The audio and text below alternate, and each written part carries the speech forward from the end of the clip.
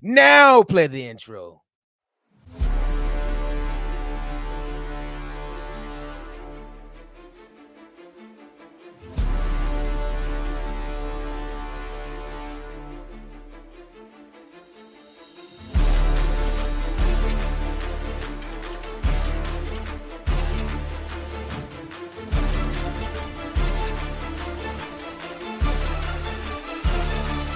Drop it.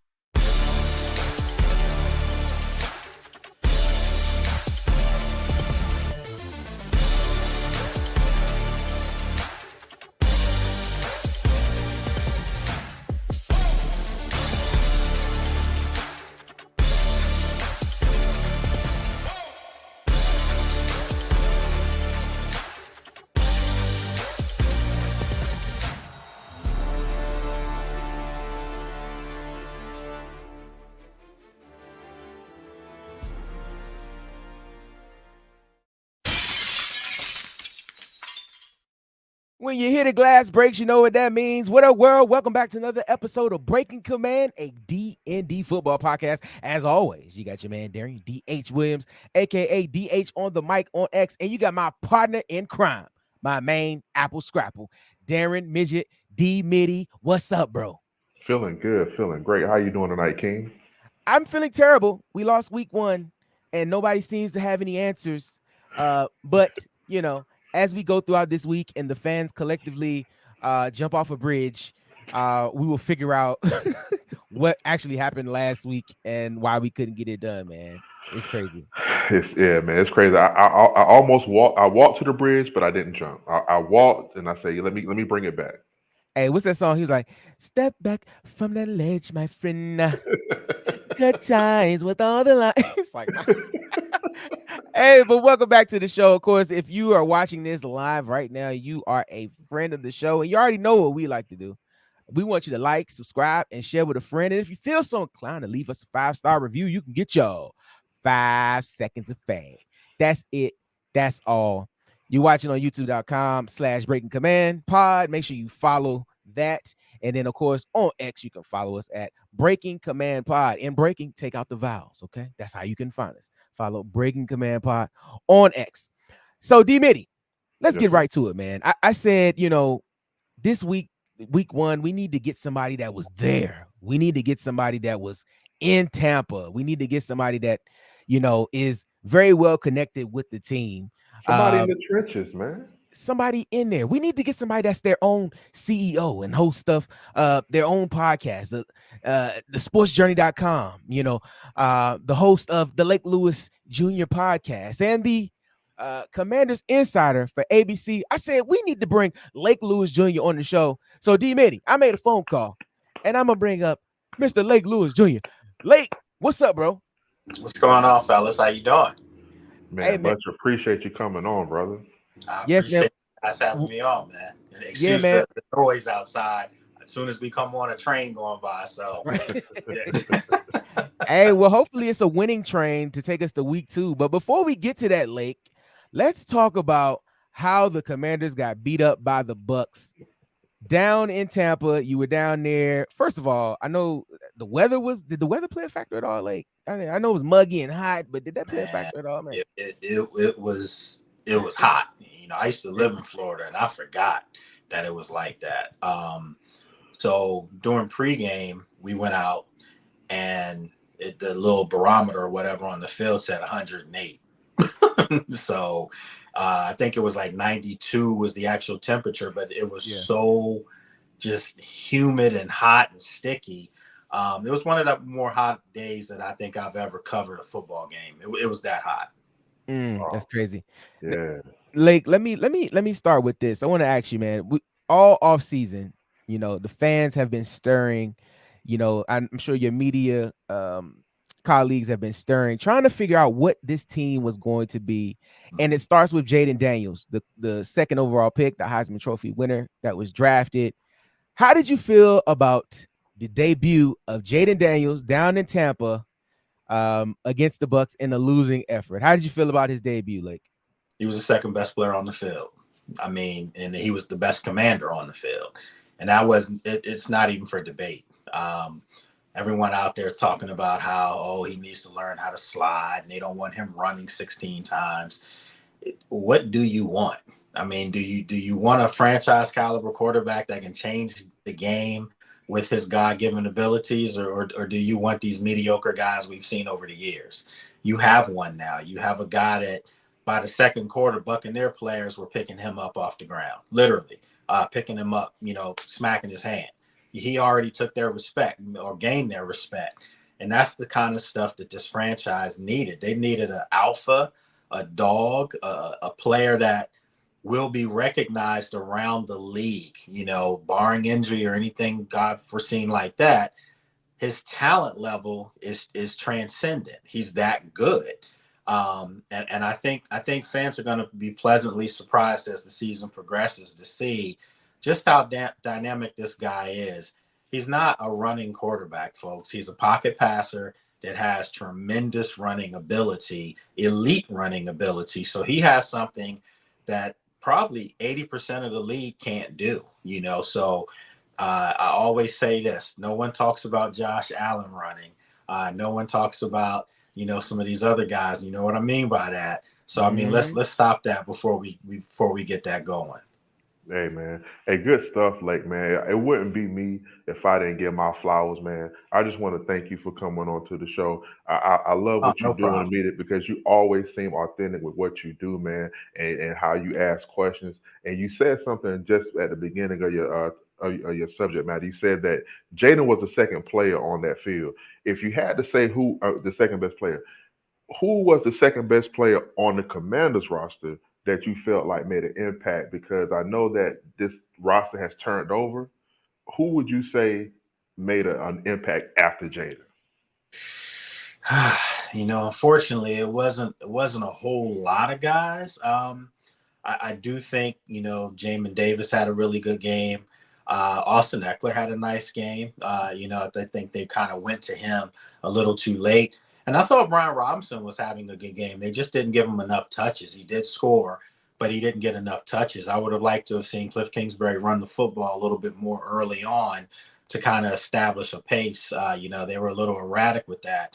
That's a great question, my friend, man. Like the second best player for the Commanders in that game. Wow. If I would have to just come up with someone, it's tough. I mean, it really is. I may go. I thought Dorrance Armstrong played well. He was getting some pressure, couldn't finish it, but he was getting some pressure. Cleveland Farrell had a sack in the game. I think Mikey Sanders still played well. Actually, he was getting beat by a really good slot guy, Chris Godwin, who's got some size on him too. Right, But right. but the Sanders still was there, and he also was putting his head in the fray as far as the run game. As he does. Shouldn't have to have tackled so many guys, but when your two front guys aren't doing anything, that happens. Um, I don't know if I would give another two. I just think Jaden was that dynamic, Mhm. and you could see the talent separation. Like finally, you guys know what happens here. Sometimes the fans, you gotta go with a couple players, and they're your players, so you make them out to be better probably than what they are league wide. Now I think they have a guy that's going to be league wide, and I'll say this, and I'll say it sincerely. I don't think Washington's had a dog like that in the making. You have to go back to Sean Taylor. It's been that long to me. Wow, that's amazing words by Lake Lewis Jr. Of course, guys, if you're tuned in right now, you're friends and family of the show. So make sure you follow us and follow Lake Lewis Jr. on X, and all the programs that he has out there, man. Lake Lewis is locked in. Ain't no switching up. You know what I'm saying? But Lake, let me ask you real quick, man. This summer, you were out there at training camp, at the preseason games, at the joint practices. Um, Compare that to the team that showed up in Tampa on Sunday. I don't think anybody expected us to play as poorly as we played. But was it kind of on par with what you were seeing in the offseason as far as maybe schemes, and maybe how they came out on Sunday?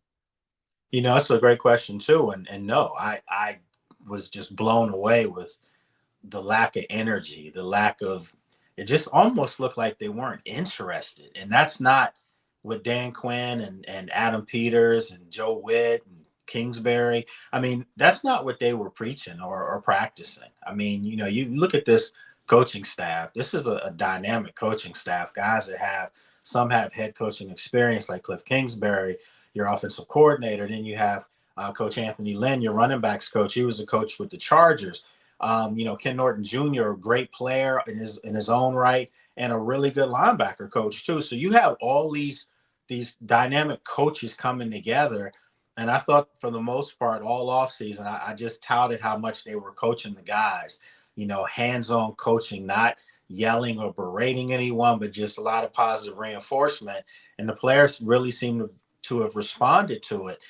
And I know it was one game, guys, and you don't want to just, you know, throw the baby out with the bathwater yet.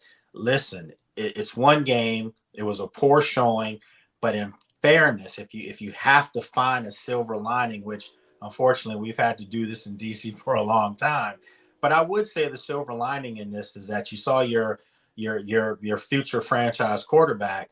You saw what he can do, and you saw that he makes a difference on the field. And was able to extend drives just alone on his own sheer will. That's a great sign. The other thing is that, you know, a lot of the guys didn't play together during preseason. You know, a lot of the older veterans, the Bobby Wagners of the world, look, John Allen, Daron Payne, they didn't play in preseason games. And to have that first game, not just on the road, but in that kind of stifling heat and against a playoff team, a team that, you know, although they were 9-8, they were one of the better teams down the stretch last year. One beat the Eagles in the wild card game and then end up playing Detroit, really tough in Detroit, you know, in the divisional playoff game. So this is a team that's on the upward trajectory in Tampa. I thought it was going to be a much more competitive football game. And Tampa didn't do anything special. They just lined up and went straight ahead. And it was just more smack you in the mouth on both sides of the ball. And Washington didn't respond. But there were some positives. You know, I thought the offensive line played actually well. You know, they didn't play poorly, you know, for it to be pretty much their first time, you know, playing together. Brandon Coleman didn't even play the whole game. You know, I think he'll do that come, you know, this Sunday against the Giants. But there were some positives that were out there. But by and large, no. I don't think anyone expected to see this team look eerily similar to the teams that, you know, were before them, as opposed to a new team with a new style.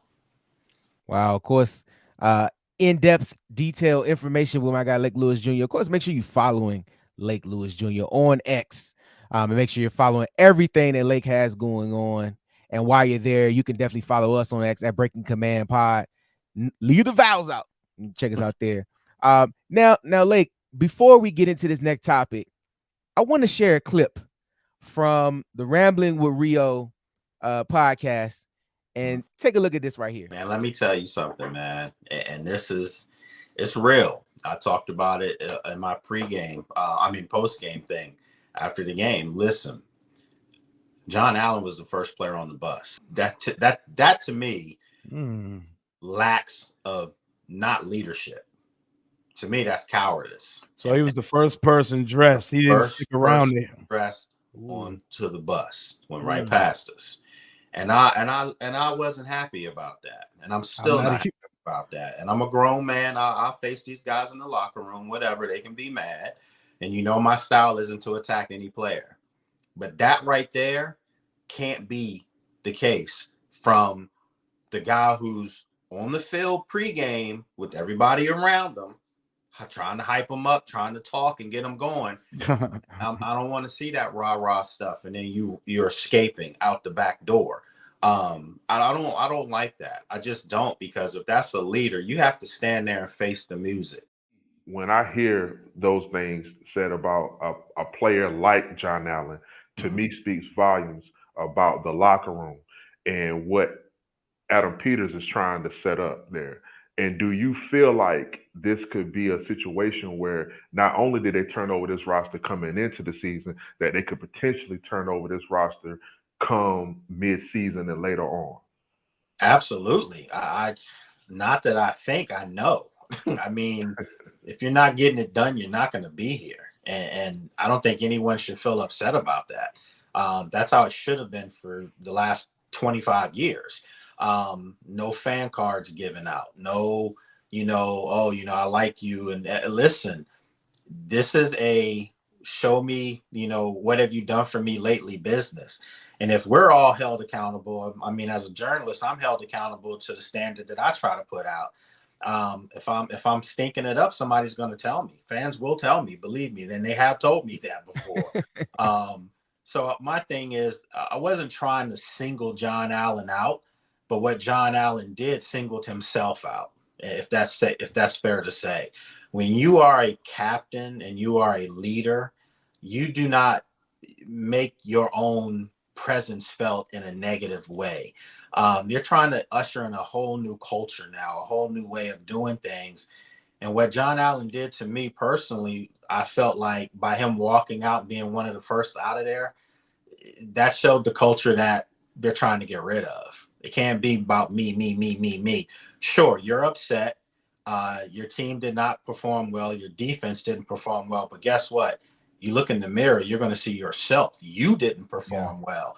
So own up to it, man up to it. Say you didn't play well. We all have to do better. And I think, for us in the media, we're not trying to attack people. I can't speak for everyone, but I'm not a clickbait guy. You guys know that about me. That's just not my style. But I report what I see. I report what's fair. And this wasn't to demean John Allen. But again, like I said, John Allen demeaned himself. So I'm just reporting what I saw. And I think it was a piss poor look for him. I truly do. And you just can't have that. If you're trying to change things, you have to be accountable. And we saw this act last year, after the losses, the tirades, and, all those things. People are tired of that, man. Use that energy on the field against the guy that's pushing you around as opposed to worrying about everybody else. That's what I'd like to see. Hey, Lake, and even tagging on to that, it seems like body language in the past few months have been a big key phrase here. Moving on from Jahan Dotson a few weeks ago before the season began, you heard from B. Mitch that he never named who the person was, but we all kind of put two and two together that bad body language was being shown at camp. And now you have this incident that happened after the game. So this body language thing, is this something that you've kind of even noticed throughout your time there? I know you said maybe some last year, but even as they transition, was this something that you've been noticing? Have you really been paying attention to it? I have, and I haven't noticed it at all until Sunday.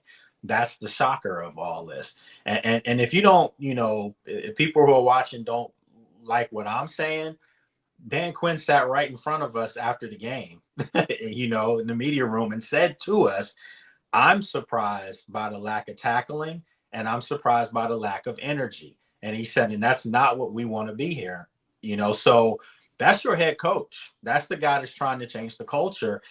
He noticed it. And I think again, and I hate having to say this, but it's true. If you've been here for 2-3 years, you're a loser. That's what you're known for as far as on the field. I'm not saying these are loser human beings. I'm not saying that. These are great guys off the field. But on the field, there's something to be said about when things start to go bad. It just seems like no one can pull him out of it. And, Bobby Wagner ultimately will be a guy that can do that. He's a Hall of Fame, player. If he were to quit playing football today, he's getting a yellow jacket. Yeah. But that was his first game, that was his first game. And he looked tired too. He looked like the weather started to wear him down as well. So I'm going to say the first thing I will say, I've loved everything I've seen from this coaching staff. I have a guy I went to college with. That's the wide receiver coach. We went to Penn State together back in the day. Yeah. I like these guys. I think that they're doing a phenomenal job. I truly believe that. And I think you'll see that come Sunday. But I think the one error that they made, if they did make any errors, was not playing some of these guys in the preseason. Yeah. And I say that even if it were, okay, if you were playing the Patriots at home or something like that, no offense, because the Patriots won their first game. But if you were playing a non-playoff team, so to speak, and it was a home game, maybe you could get away with not playing some of these vets, during the preseason. But a game on the road against a playoff team and that kind of heat where you knew it was going to be hot. You probably thought it was going to be raining. It was dark the whole game and the clouds didn't open up, thank God. But you just kind of knew all these facets were going to play a part in the game, and they didn't seem prepared for it. I think everybody can say that watching the game. It was like, what is going on here? They can't get out of the way of their own shadow, penalties left and right. Missed opportunities. When you have a big play, it gets called back. That was a questionable call, blocking the back. That was right. But the whole point is you're missing field goals. You're kicking the ball out of bounds. I mean, it was just gaff after gaff after gaff. And to me, I don't want to use the word that was lack of preparation. I just think mental fortitude and toughness is the thing that this team has always lacked. And that's where Dan Quinn and Adam Peters and hopefully Jaden Daniels now gives them hope that they can get through this stuff. Absolutely, absolutely. And of course, you're watching our guest right now, Lake Lewis Jr. Make sure you follow him on X. And Lake, we know you have a tight time limit. So before we get out of here, I want D-Mitty's gonna talk to you about next week, week 2, which can be a make or break week for this team and this fan base. Yeah. So D-Mitty, take it away. Man, like honestly, man, like I want to once again. It wouldn't be me if I gave you your flowers, man. I knew coming into the show what you do is very authentic and you come from the heart, man. And you're the type of person when you speak about these players, you speak about these players as human beings, as not even just football players. And I love that, man. And I feel like coming out of that Tampa Bay game, they got beat up, and I see that a lot of guys look beat up mentally coming out of that game. So what would you say that this team would need to do to not get beat up by the Giants going into next week? They just have to play football, man. I mean, seriously, just play free, play fast. That's a mantra that this coaching staff has talked about, putting them in positions where they don't have to think. We saw a couple times, blown coverages in the secondary where they're looking at each other when Tampa scored. Those are the things we've seen in years past. Those are the things that hopefully that they won't have to keep dealing with this year. And I do believe in this coaching staff, like I said. So I would just say to these guys, man, look, you're professionals. You guys were the best of the best to get here in the first place. Go out and start having fun, because one thing that absolutely cannot happen. I just did a pod with Jason Campbell, former quarterback here, and he said the same thing. This is a must-win football game Sunday for a lot of reasons, and it's not just for a record to get to 1-1. It's are you really ushering in a new regime, a new era of football here, new confidence level? You're playing against a nemesis. The Giants have been absolutely a backbreaker for Washington over the past several years. Daniel Jones gets right against Washington. He'll look bad against whoever, and that week against Washington, he's on it. He's on one. So what I'm thinking with this game is, for Washington, they've got to come out, man, with that reckless abandon. And, I think their eyes saw what our eyes saw with Jaden. So guys should feel a little better now about that position. So to know that they have one, they have a real one there, and that can catapult them to do some great things if they believe. And each guy's got to look in the mirror at themselves and just say, what can I do to be better, and really pay attention to detail. But I foresee fans seeing a different team than what they saw in Tampa. I really do believe that he played a part in it, man. I was out there for 10, 15 minutes. After the game, we were out there. It was nice and breezy. We all stayed on the field. But right. For pregame, it was so hot, man. You couldn't even think. So imagine these guys out on the field, their first game. This is a whole new roster, pretty much 65% turnover. So you have new guys out there trying to figure things out. Super hot. I'm sure it played a part. Hey, Lake, you mentioned something about seeing a new team. We mentioned on the All Burgundy and Gold Everything post-game show this past Sunday with our guy, Wole. We mentioned that this regime, I think will definitely react differently. I think I think you might not even see some of the same offensive plays that we saw this past week. I feel like they're gonna really go to the drawing board and kind of hit the ground running with some new schemes, new concepts to kind of get them back in the mix. Is that kind of the vibe that you've been feeling this all offseason? Like I feel like this coaching staff really is a forward thinking coaching staff Yeah. and really wants to fix what's broken versus squads previous coaching staff from last year where it was, my way or the highway, no backwards hats, all that stuff. Like I feel like this coaching staff is definitely in the business of trying to change the narrative of this past week. Would you agree? I 100% agree with you on that. And, again, I know so. and I know you're going to see more running this week. You're going to see them make a concerted effort to run the football. You have to see a concerted effort for them to take some deep shots. You have to. You can't just not do it because you need to start making defenses honest all over the field. You need to back safeties up or you need to bring them forward. You have to do things, again, dictate what you want to do as opposed to have it dictated to you. And I think this coaching staff realizes that. I mean, these guys are experienced. Dan Quinn took a team to the Super Bowl and took a defense to 2 Super Bowls and pretty much carried Seattle. They should have had 2 Super Bowls, So I say this because, I see what's out there, and I see some fans jumping ship already. It's one game, folks. One game. One game against a playoff team who was favored to win on their home turf. Okay. If you lose to the Giants, you might that button might be, your finger might be going towards it.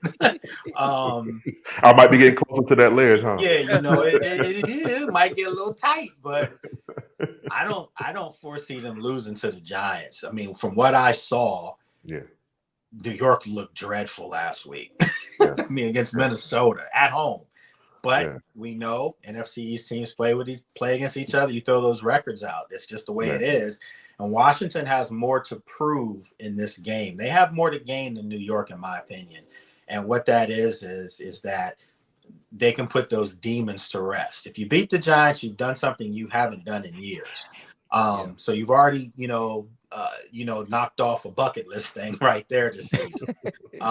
You won a game at home, which you did not do before. So that's another bucket list thing you have. And clearly, if they were to win the game, it means that the defense is playing well, that Jaden's playing well, that they probably ran the football well. So all those facets will play a key part.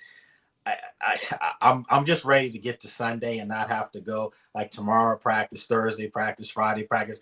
I just don't want to see it, man, because guys are going to be in their feelings and they might be upset with us, and we're not calling people out for per se. If you call yourself out, I'm gonna call you out with yourself. but I want to see these guys be successful because I like the guys on this roster. They're good guys. They really are. And they want to win. But I think that unfortunately some of the old guard here, they have to accept that, what you were doing in the past did not work for you. So as far as from a winning standpoint, from a collection of teammates. So now you got to change your approach, man. And you can't walk off when you lose. You just, because if you win this Sunday, walk to the bus first again. if you're gonna do these things, so you know what I'm saying, guys. So, most definitely, man, because that's some good stuff there, Lake, man. Because to be perfectly honest, man, that kind of leads into what I was thinking about what I want to see this team do going into this Giants week.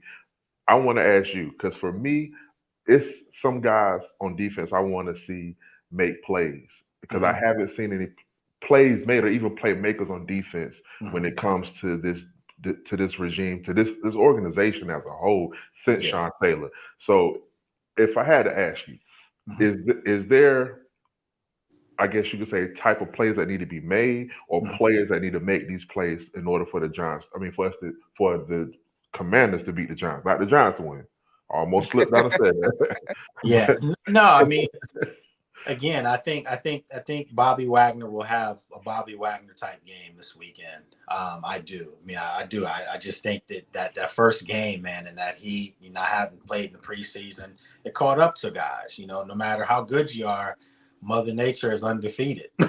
It's just Mother how it Nature and works. Father Time. Yeah, it's just how it works. So I think Frankie Louvu has a really nice game coming up in him too. I mean, he was getting his head in there, but none of the guys could get their feet under him. It seemed like everyone was playing in quicksand, and it was out of sorts from the opening kickoff until the time Right. that buzzer went off to end the game. So I just naturally think that that game was almost an extension of the preseason. It really looked like it. It was ragtag. So I think you'll see more of a fluid game from them on both sides of the ball, and hopefully special teams. They brought in Seifert today. So hopefully they get a better kicker that can help them in those situations too. As poorly as Washington played, guys, Sunday, we were sitting there late in the third quarter saying they're still in the game. Ironically, missed Very two much. field goals, kicked the ball out of bounds, had two big plays called back from penalties. You had Forbes with the face mask and pass interference in the same play. Never saw that before, but you had all these things happen that you just never see. And yet they still were kind of in the game. And Tampa was playing about as well as Tampa could play. So maybe that's a good sign. Maybe this team just needed it to show that you're a new collection of guys and you're trying to build a new culture, a new energy, but you still got to show up on Sundays from the opening kickoff and play. So hopefully that was the message that they received, because Tampa just didn't do anything special. They just let Washington implode and beat themselves, basically. Pretty Yeah. much. Hey, Lake, you mentioned messages. I'm hoping the Commanders get a win because I cannot read any more crazy messages on X about how sorry this team is or what they're gonna do if we lose to the Giants. So I'm hoping that Lake, that you brought some good luck this week to the team via our podcast, and hopefully they can get a dub. Lake, before we let you go, man, tell everybody what you got coming down the pipeline, where everybody can find you, and what you got going on. Man, you can follow me on all my social media. Appreciate you guys plugging that for me as well. But you can follow me on all my social media, Lake Lewis Jr. Not just on X, but on IG, Facebook. If you're an old head like me, you get on Facebook. You can check it out there. And then my show is now, newly branded the Lake Lewis Jr. Show. Got some great guests coming up. And the first show, everyone keeps asking, the first show launches Friday. And I'm really excited about what you're going to see with it. And, we're going to get into it. We're going to talk about not just the Commanders, but it's an NFL-based show. So, we'll talk about all things NFL, but naturally, I'm a DC guy, and this is the team I do cover. So you're going to hear a lot of insight into things that you see that maybe sometimes you guys aren't privy to, but nothing negative. And I always stress to the fans, like, don't get on my timeline if you want negativity, because that's not me. That's not that's not how I do stuff. We try to be fair, and we unbiased, but truthful. Real about everything. So, yeah, guys. And then also you can go to sportsjourney.com and see myself and my young pups who are now running that for me. I got something else coming up here real big that will be announced, but I can't be the face of my own business anymore. So I got, Serge Shooter and DJ Bland and Connor Forrest and Bob Matthews, all those good guys running that for me. Awesome. You got the Breaking Command podcast, you got all that, everything. All in the one, Yeah. Hey, Breaking Lake, but Command in conjunction with sports. exactly. Hey, Lake, man, we really appreciate you being here. So on behalf of my partner D Mitty, myself, man, make sure y'all come back for another episode. You never know who you're gonna get. You never know. We getting insiders. We're breaking news out here. So I bet you didn't expect that Lake was gonna break this news on here. You ain't know, right? You ain't know. I'm on the show. I didn't expect it. I was happy. Hey, Lake, but man, we appreciate you, and just like all the fan base, man, let's get it going. Let's try to get a dub next week against the Giants, and whether we win or lose, we'll be back to talk about it right here on the Breaking Command podcast, a DND football podcast. Peace and love, everybody.